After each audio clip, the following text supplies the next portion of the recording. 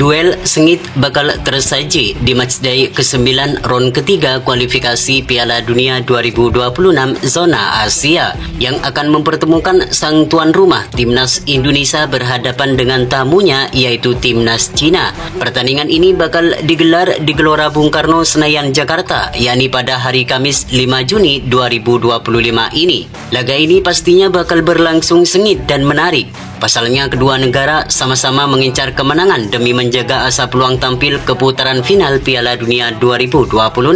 Timnas Indonesia yang di laga ini bertindak sebagai tuan rumah, mereka harus tampil dengan kekuatan penuh di hadapan ribuan supporter sendiri. Kemenangan merupakan harga mati bagi pasukan Patrick Kluivert demi asa balas dendam atas kekalahan di pertemuan pertama lalu di Cina.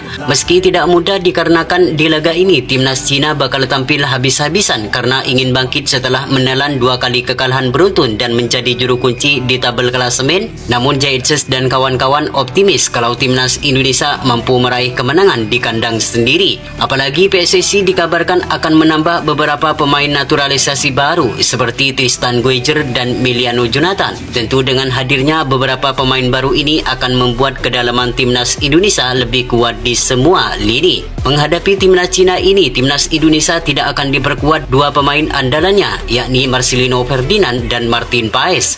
Kedua pemain itu mengalami akumulasi kartu di saat melawan Timnas Bahrain di Gelora Bung Karno kemarin. Lalu akan seperti apakah Patrick Kluivert meracik strateginya di saat melawan Timnas Cina di 5 Juni mendatang? Dan berikut ini merupakan potensial line up mengerikan Timnas Indonesia versus Timnas Cina di matchday ke-9 ron ketiga kualifikasi Piala Dunia 2026 zona Asia. Menghadapi Timnas Cina di 5 Juni mendatang, formasi 3-4-3 akan tetap menjadi andalan bagi Patrick Kluivert dan Alex Pastoor dengan menempatkan Emil Audero sebagai penjaga gawang utama bagi skuad merah putih. Jika Martin Paes absen melawan Cina nanti, maka ini akan menjadi kesempatan bagi Emil Audero untuk membuktikan kemampuannya dalam debutnya bersama Timnas Indonesia.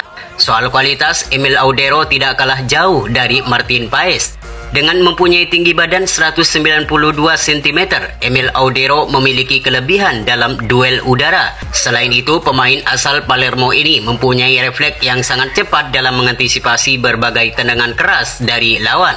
Ia juga memiliki kemampuan memainkan bola dengan passing yang akurat yang membuat Emil Audero dapat diandalkan dalam permainan dari bawah untuk melakukan build up dari bawah. Dengan pengalaman yang dimiliki, Emil Audero diharapkan mampu tampil ciamik di laga debutnya melawan Cina di 5 Juni mendatang. Sementara untuk di sektor lini pertahanan, Emil Audero bakal dikawal 3 bek sejajar, yakni Rizky Ridho dari Persija Jakarta, Justin Hubner dari Wolves, dan Jaitses dari Venezia FC. Rizky Ridho kembali tampil menjadi starter saat Timnas Indonesia melawan Timnas Bahrain kemarin.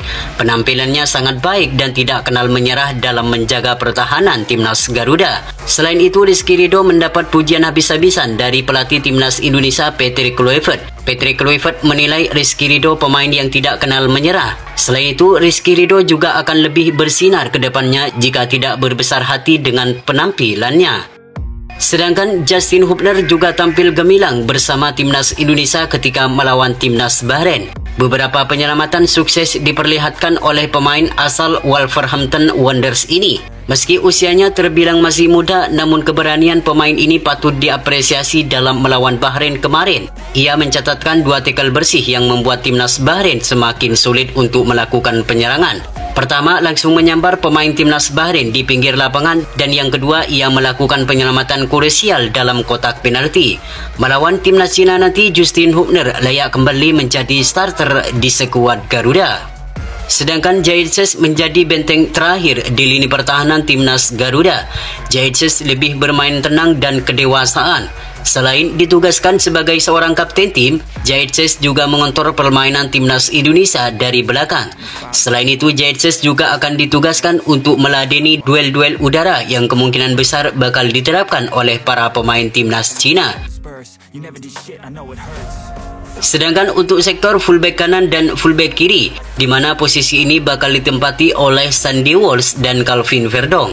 Hadirnya Kevin Dix membuat Sandy Walsh selalu menjadi pemain cadangan di skuad Garuda saat ini. Namun di saat melawan Australia dan Bahrain, penampilan Kevin Dix tidak terlalu memukau. Terlihat beberapa kali pemain asal FC Copenhagen itu kehilangan bola dan passing yang kurang maksimal.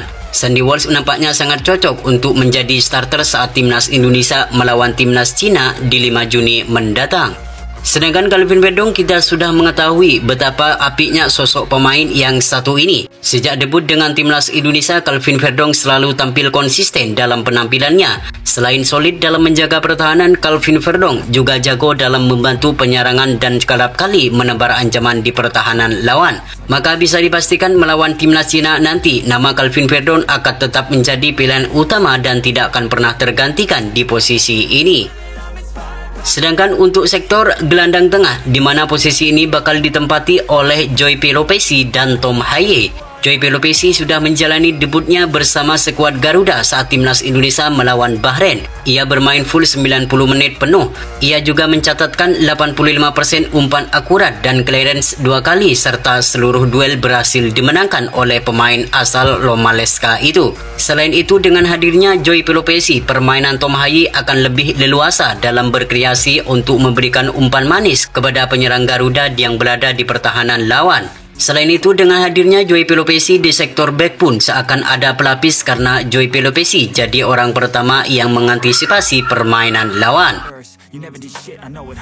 Sedangkan untuk sektor penyerangan, di mana posisi ini bakal ditempati oleh pemain baru Meliano Jonathan sebagai penyerang kanan, Ragnar Oratmangun sebagai penyerang kiri, dan Ole Romini sebagai penyerang tengah. Di laga menghadapi timnas Cina nanti, Marcelino Ferdinand dipastikan bakal absen karena mengalami akumulasi kartu kuning. Jika Meliano Jonathan resmi bergabung dengan skuad Garuda, maka pemain ini wajib starter saat melawan timnas Cina di 5 Juni mendatang.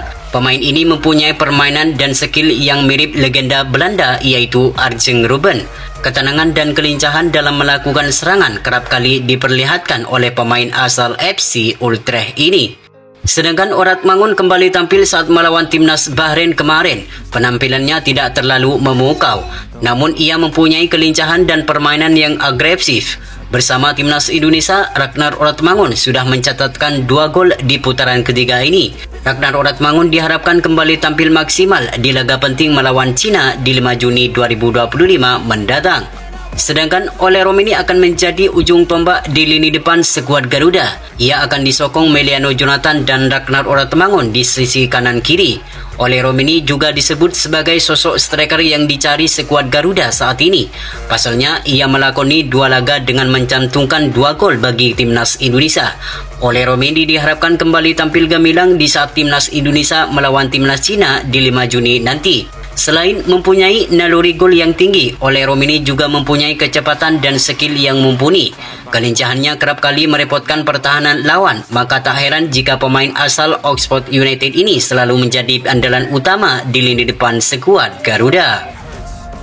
Itulah prediksi formasi timnas Indonesia versus timnas Cina yang berpotensi bakal diterapkan oleh pelatih Patrick Kluivert di matchday ke-9 ron ketiga kualifikasi Piala Dunia 2026.